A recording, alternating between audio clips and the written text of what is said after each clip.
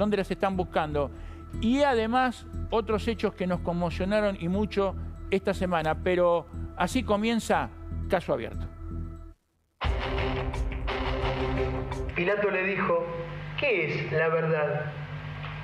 Pilato salió de nuevo donde estaban los judíos y les dijo: no encuentro ningún motivo para condenar a este hombre. Acusado de 10 homicidios calificados, un homicidio simple, una tentativa de homicidio, 17 robos, 2 raptos y 2 hurtos, se convirtió en uno de los criminales más sangrientos de la historia argentina a una muy corta edad. Es un muchacho pelirrojo, evidencia la edad que tiene, 20 años, luce también una remera, ojos avisores, mirada asesina, según el decir de veteranos funcionarios policiales. Increíble, se cumplieron 53 años de la detención del asesino más famoso de la Argentina, el más cruel, Robledo Puch, el ángel de la muerte. No me van a dejar salir jamás en libertad, Nicolás, creo que te lo dije y fui claro.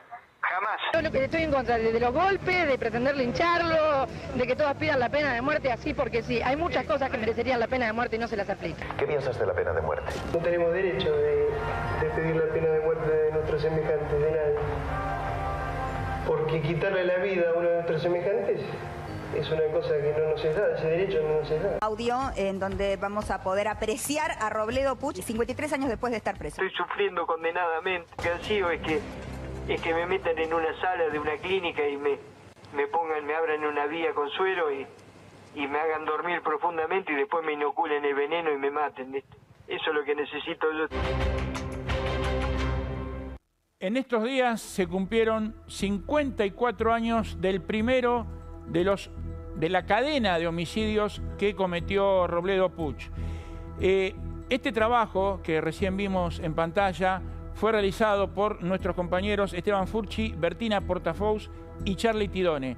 Y esto que estamos viendo ahora en pantalla, el Ángel Negro, el único preso argentino sin puerta giratoria, fue un trabajo de artística que hizo Ricky Martínez.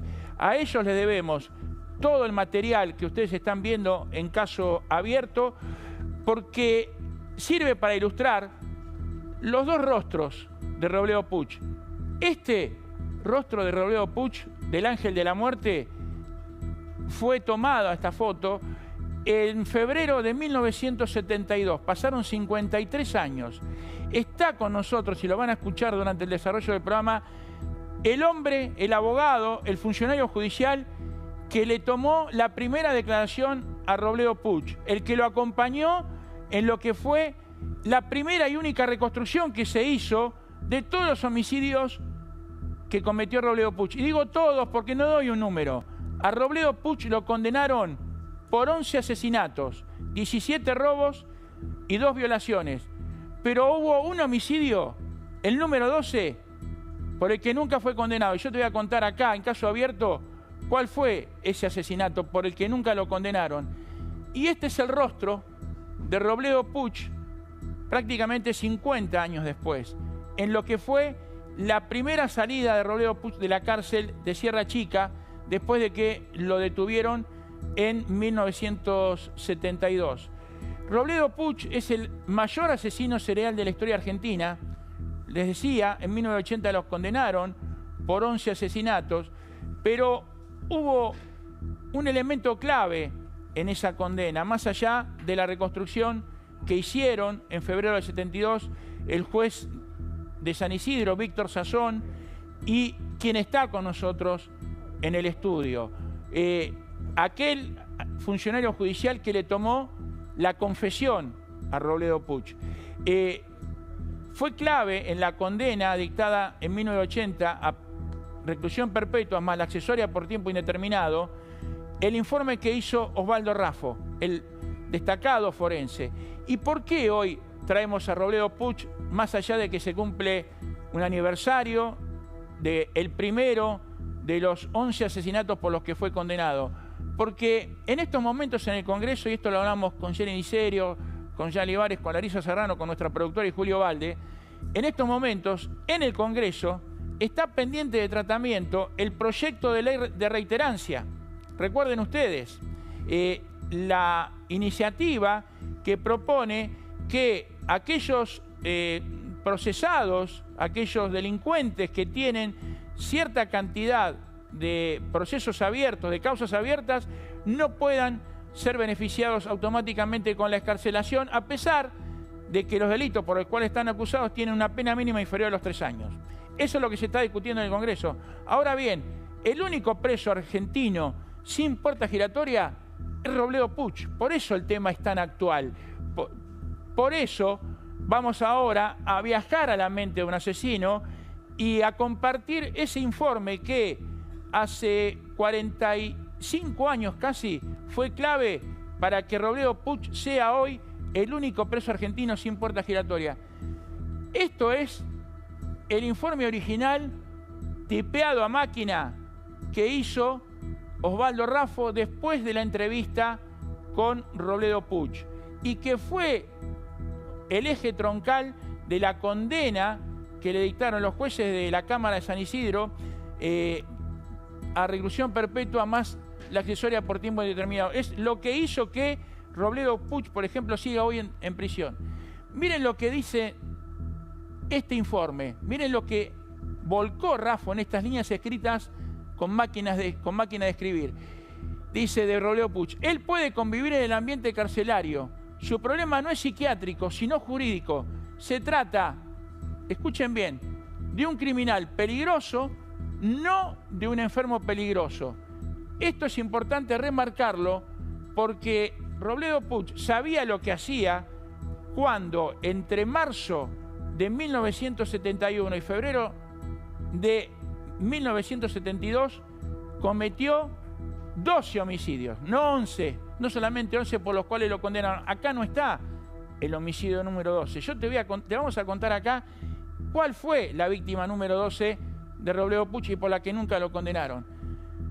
En el caso del acusado, la probabilidad de convertirse en autor de delitos es una certeza diagnóstica y no un mero pronóstico. Así describía Osvaldo Raffo la personalidad de Robledo Puch. Esto es una pieza de estudio en todas las universidades, en todas las cátedras de psiquiatría forense, en todas las cátedras de derecho penal, y habla de cómo es la mente de un hombre que a principios de la década del 70 puso en jaque no solamente a la policía bonaerense, sino todo al gobierno, a todo el gobierno de esa época y a todos los habitantes, porque en esa época los que ya peinamos canas y estamos pisando los 60, los pasamos en algunos casos, le teníamos miedo a Robledo Puch. Nuestras familias hablaban, en la televisión los noticieros no hablaban de otra persona que el ángel de la muerte. Y dice, es peligroso para los demás, no para sí mismo, porque es un delincuente anormal, simplemente correcterial y no un enfermo mental. Ahí habla de que Robledo Puch podía conducir la criminalidad de sus actos. Sabía perfectamente lo que hacía cuando mataba. Y otro detalle, gozaba con el sufrimiento de los demás. Vamos a seguir con este viaje a la mente de un asesino serial a partir del informe que hizo Osvaldo Raffo. Los primeros homicidios de Robledo Puch ocurrieron el 15 de marzo de 1971, cuando irrumpió en la UAT en Namur, ahí en la calle Espora, en el Bajo de Acasuso, de Olivos, perdón, y mata, junto con su cómplice, Jorge Ibáñez, al encargado y al sereno también de esa UAT, y se roban la recaudación. Y miren lo que dice Raffo: Robledo Puch no padece una psicopatía, él es un psicópata. El componente perverso está encarnalizado en su personalidad y es absurdo pensar que pueda ser readaptado por la catarsis, por la psicología, por los psiquiatras, por la vida en sociedad. La transferencia y los buenos consejos. O sea, Robledo Puch es un egoísta, piensa únicamente en sí mismo y no tiene empatía con los demás. Seguimos con lo que es este viaje a la mente de un asesino serial. Hay predominio del egoísmo, como les decía, no del altruismo. pero no puede hablarse de carencia absoluta de afectos y sentimientos.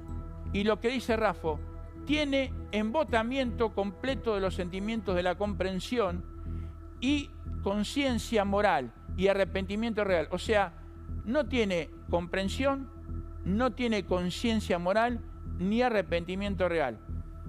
Quien les habla, en junio de 2008 tuvo la oportunidad de entrevistar a Robledo Puch en la cárcel de Sierra Chica. Es un negador serial. Robledo Puch niega todos los homicidios por los cuales fue condenado. Y ese golpe lo tuvo con esta foto. Cuando sale de la cárcel, en un traslado desde Sierra Chica para hacerse una batería de estudios en la asesoría pericial de los tribunales de San Isidro, cuando lo bajan de la combi del Servicio Penitenciario Bonaerense donde lo trasladaban, escuchó y se quedó quieto unos segundos por el grito de un vecino que le dice: Robledo, ¿no te arrepentís de nada? Y Robledo no tenía nada de que arrepentirse, porque para él nunca hizo nada, nunca mató a nadie. A mí me lo dijo en la cárcel, en un aula del penal de Sierra Chica, ningún argentino vio a Robledo Puch empuñar un arma de fuego. Yo soy inocente, conmigo hicieron un circo, quisieron buscar a Charles Mason Criollo por el asesino múltiple de Estados Unidos que mató, entre otras, a la actriz Sharon Tate. Robledo Puch niega siempre su responsabilidad en los hechos. Es un psicópata, un sociópata, para quien la vida en sociedad es imposible. Y justamente por eso es que Robledo Puch sigue en la cárcel, porque nunca se sometió a los estudios psicológicos, psiquiátricos, nunca quiso trabajar, nunca quiso estudiar. Y es importante remarcar esto: si Robledo Puch, un condenado a reclusión perpetua, no sale de la cárcel es porque él no quiere. Él ahora está detenido en un penal para adultos mayores, en Melchor Romero, convive con presos de la misma edad, y recién lo escuchamos en el video que prepararon nuestros compañeros, es en ese audio que se conoció en los últimos días, diciendo que él quiere que lo envenenen, que le den la inyección letal. Eso nunca va a pasar, porque la justicia argentina nunca va a permitir que Robledo Puch se convierta en un mártir. Robledo Puch quiere ser eso, un representante de los que luchan por los... No, Robledo Puch es un asesino. A mí me pidió, al final de esa entrevista, que le mande carbónico, que le mande cinta de máquina de escribir, que le mande pilas para la radio. Yo no voy a negociar nunca, le voy a dar nada a alguien que mató a 11 personas y violó a 2 mujeres. Y que además, cuando violó a 2 mujeres, gozaba viendo cómo su cómplice, Jorge Ibáñez, la sometían a un sufrimiento completamente cruel e innecesario. Ese es Robledo Puch. Robledo Puch es un asesino. No se estará viendo en la cárcel ahora seguramente, sino va a ver el video que le pasen. Pero Robledo Puch no sale de prisión porque no puede vivir en sociedad y sigue siendo un peligro para terceros. ¿Ven lo que le decía? Un negador. Nunca asesiné a nadie, aseguró Robledo Puch en la entrevista que le hice para el Diario de la Nación en junio de 2008 en la cárcel. No quiso fotos. Lo primero que hizo Robledo Puch, y con esto voy a ir cerrando esta introducción para pasar a quien sí le tomó la confesión, fue llegar al aula, hacerme escuchar un cassette, darme una carta de 6 carillas, escrita a mano. Me dice: yo te voy a responder todo lo que quieras, pero primero escuchá lo que preparé para vos. Robledo Puch, además de la carta, traía un radiograbador sin tapita, viejo, puso el cassette de 90 minutos, 45 minutos en cada lado, apretó el botón de play y se apoyó en el pupitre, giró la cabeza de esta forma, mirando cómo giraba la cinta y cómo del parlante salía su voz. Ese es el Robledo Puch que conocí hace 17 años. Ese es el Robledo Puch que ahora pide que le inyecten el veneno o la inyección letal para que lo maten. Nunca va a pasar. En la Argentina no hay pena de muerte, no está legislada. Y Robledo Puch, este psicópata, nunca hizo nada para ganarse la libertad. Así comenzamos, caso abierto. Voy a pasar a saludar a mis compañeros, a Jenny Diserio, a Jan Libares, y después lo voy a presentar al invitado que está con nosotros, que tuvo la gentileza de acercarse hasta hoy, que es tan importante en esta historia. ¿Qué tal, Jenny? ¿Qué tenemos para hoy? Buenas tardes. Bueno, vamos a hablar un poco de lo que bien adelantabas vos, Elías Pichirilo, y todo lo que tiene que ver justamente con la declaración que dio a últimas horas ante el fiscal Picardi y el juez Ramos. Al mismo tiempo, ¿quién es el testigo clave que terminó de dar el puntapié para que se lleven a cabo estos allanamientos y detenciones? No solo de Pichirilo, sino también de efectivos policiales involucrados. Exactamente, y está también Jan Libares, que estuvo cubriendo todas las audiencias de lo que tiene que ver con el juicio contra los acusados de matar a Diego Armando Maradona. ¿Qué tal, Jan? Gustavo, muy buenas tardes para todos. Esta semana comenzó con declaraciones de policías, pero particularmente hoy en Caso Abierto les vamos a contar qué dijo Colin Campbell Irigoyen, el primer médico que vio a Maradona lamentablemente muerto. ¿Qué vio? ¿Qué pasó dentro de esa casa? ¿Quiénes estaban? ¿Y qué es lo que va a pasar la semana que viene? En instantes, todos los detalles. Y presentamos a nuestro invitado, el doctor Lizardo Moure, que en 1972 y 1971 trabajaba en el juzgado de San Isidro, que estaba a cargo del magistrado Víctor Sazón, y es quien, una bochornosa, por lo calurosa tarde de febrero de 1972, en su despacho, atendió el teléfono. Era un comisario que le decía que tenían a un sospechoso detenido. ¿Por qué caso, Lizardo? Y tenían un sospechoso detenido por el caso del homicidio de un sereno de una ferretería en Carupá. Ese es el hecho que... ¿Estaban investigando ustedes?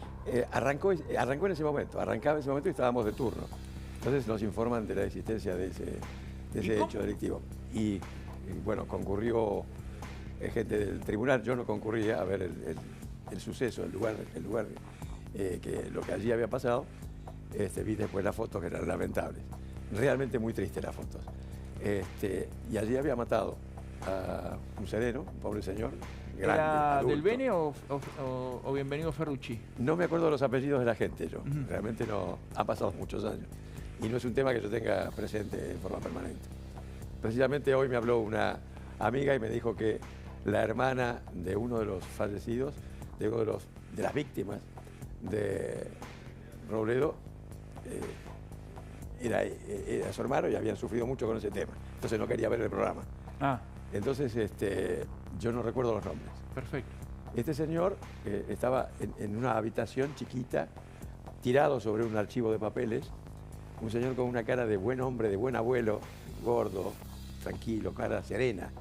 Y tenía un tiro y le caía la sangre por acá. Y era una cosa realmente muy, muy triste de ver, muy triste de ver. Y el otro homicidio era el caso del socio de Somoza, que fue el que dio lugar a seguir la pista y entonces Ya, a ver, te lo pregunto porque se habló, también le invito a que participen a Jenny y a Jan. Mucho se habló de ese hecho que fue en febrero del 72, en esta ferretería que está ahí en Carupá, en el partido de San Fernando, y se dijo que hubo una pelea, una discusión, algo entre Somoza y Robledo Puch, y Robledo Puch le pega un balazo y después le termina quemando las manos a Somoza para que no lo identificaran. Correcto. Sí, pero sí. Dejó algo. Dejó la cédula en el bolsillo de la camisa. ¿Es cierto eso? La cédula, sí, es cierto. El fiscal cubría, el señor en ese momento el fiscal la cubría, había ido al lugar del suceso, cosa que no es habitual que los fiscales concurran, pero bueno, había concurrido. Y con una lapicera se puso a escarbar así en el... ¿Una lapicera como esta? Sí, una lapicera en el bolsillo de la camisa, y de ahí sacó la cédula de Somoza y de ahí arrancó la investigación, yendo a la casa de Somoza.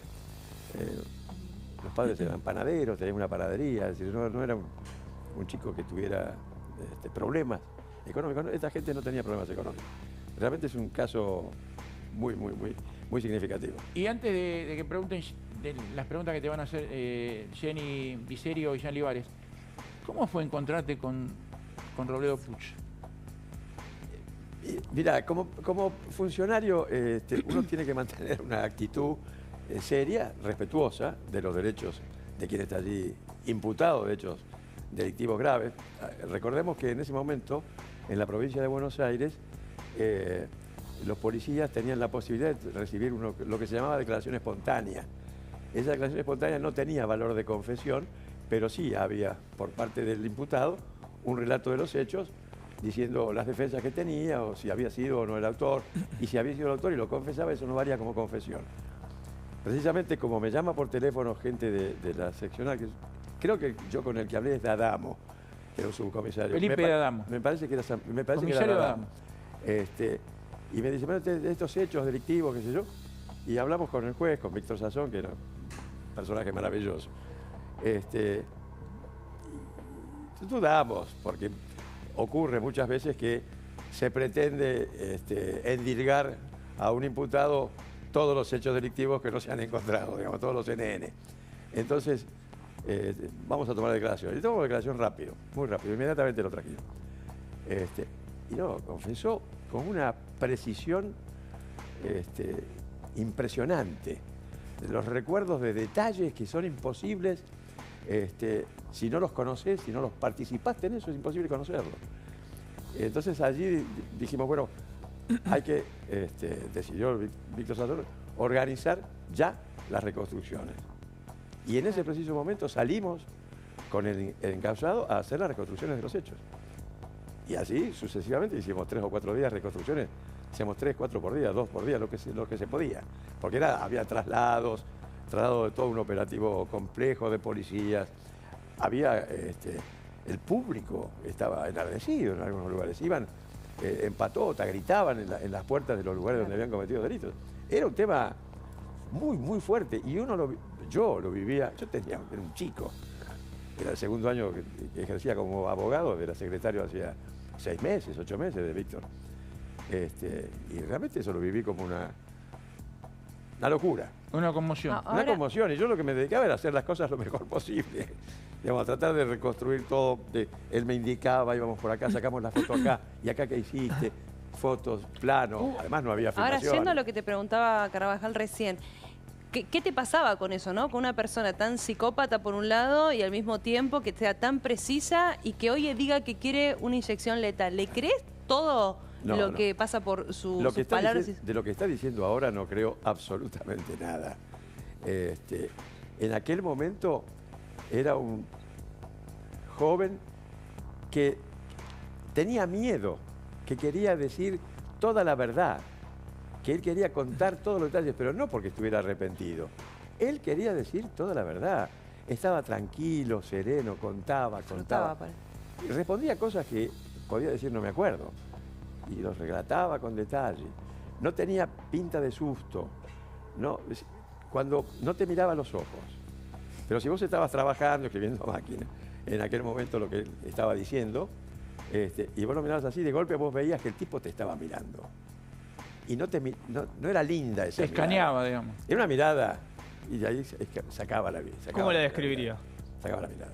Sí, Recién escuchábamos un informe que de aquel momento decía la mirada asesina. ¿Usted cómo la describiría? Yo creo que la mirada asesina es un concepto así. Era una mirada muy penetrante. Era una mirada muy significativa. Te impresionaba. Es decir, yo la miro a los ojos a ella y son muy bonitos, pero digamos, no hay como una transmisión de algo. Acá había como una cosa de una transmisión de algo. Aparte, ojos claros. ¿sí? Era una mirada de temor.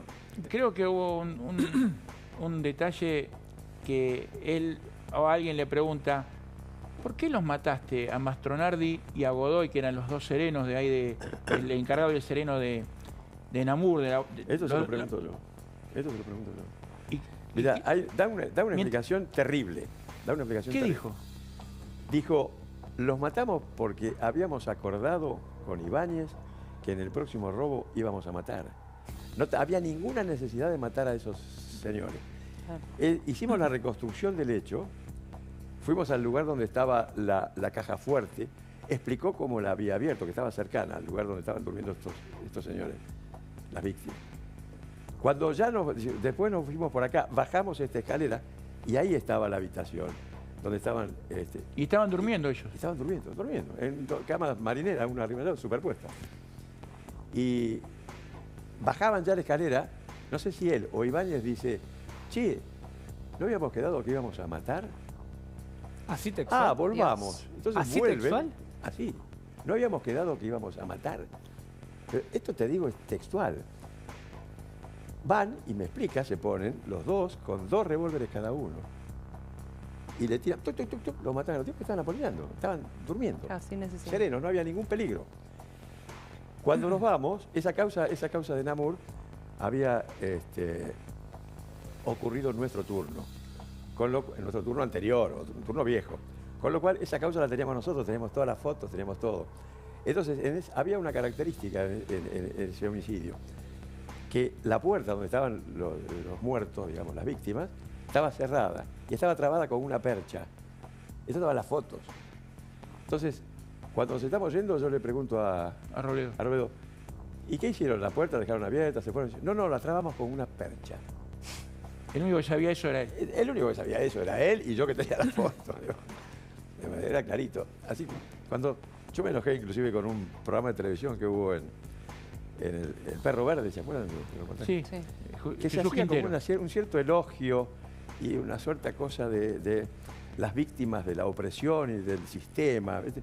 Y a mí eso me molestó. Este señor no es víctima del sistema. Claro, nosotros somos víctimas de él. Exactamente. Porque usted decía que él no tenía problemas económicos, que su familia no tenía...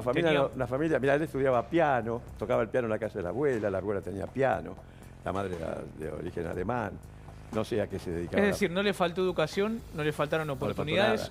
No le faltó nada. Construido en el tiempo, ¿qué tipo de perfil usted puede decir que era en ese momento ese joven? Mira, yo creo que la única clasificación posible es la de psicópata. Un psicópata. Es un psicópata. Es un tipo que comprende perfectamente, diferencia perfectamente entre el bien y el mal y decide hacer el mal. Y disfrutaba contar cada sí, detalle. Lo disfrutaba, no lo disfrutaba. No, pero aparte contar cada detalle de esto, de la percha, todo lo contaba con lujo de detalle a propósito. Detalles, han pasado 50 años y no vivo haciendo reportajes, aunque hice varios acá con el caballero también. Y realmente, yo no sé si disfrutaba o no, pero él contaba todas estas cosas con una precisión que realmente era sorprendente. El informe de Raffo que recién compartíamos coincide un poco con la apreciación que tenemos. Mira, yo no lo he leído todo el informe. Realmente algún día voy a leerlo todo porque es una pieza jurídica. Es una pieza jurídica, pero aparte Raffo, recordemos, Osvaldo Raffo es uno de los padres de la medicina forense en Argentina, de la criminalística. Él lo entrevistó y este peritaje que nosotros mostramos recién, que es una pieza histórica, fue uno de los fundamentos que utilizaron los jueces para condenarlo. Claramente. Sí. ¿Y qué otra cosa te acordás de esa reconstrucción que hiciste?